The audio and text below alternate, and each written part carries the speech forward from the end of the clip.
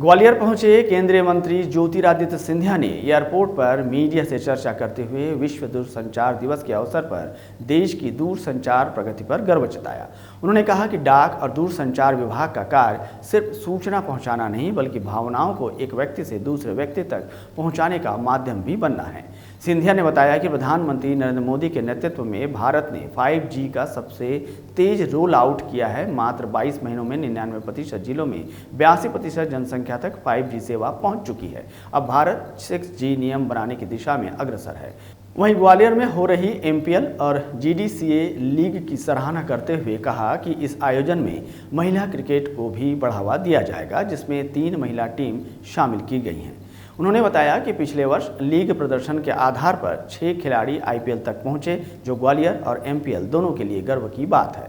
साथ ही सिंधिया ने ग्वालियर स्टेडियम की क्षमता 29,000 से बढ़ाकर 40,000 किए जाने की बात भी कही। विश्व संचार दिवस भी है और दूरसंचार डाक के आधार पर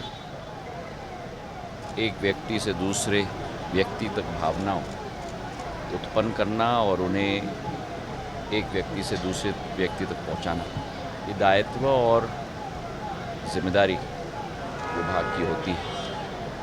पूरे विश्व में तेज़ी से जो दूरसंचार क्रांति आ रही है, उसमें प्रधानमंत्री नरेंद्र मोदी जी के नेतृत्व में भारत अग्रणीय पंक्ति में जो 5G का रोल आउट देश में हुआ है, वो पूरे विश्व में सबसे तेज़ी का रोल आउट हुआ। 22 महीनों में करीब 99% जिले, 82% जनता तक ये सूचना की क्रांति पहुंच चुकी है। और अब 6G जिसके नियम बनने जा रहे हैं, उसमें भी भारत नेतृत्व करेगा।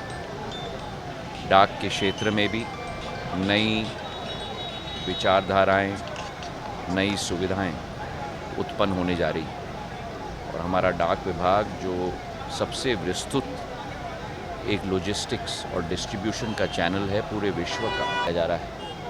और दूसरा एडिशन इस महीने में ही शुरुआत होगी। पिछला एडिशन में 5 टीम्स हमारी थीं।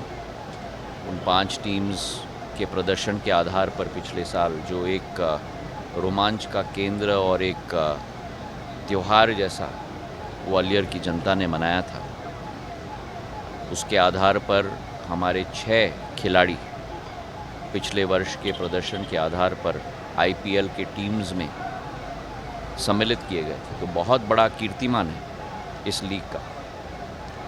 और इस वर्ष 2 और टीम्स पुरुषों के लिए बनाई गई है, तो पुरुषों की टीम 5 से 7 तक पहुंच चुकी है।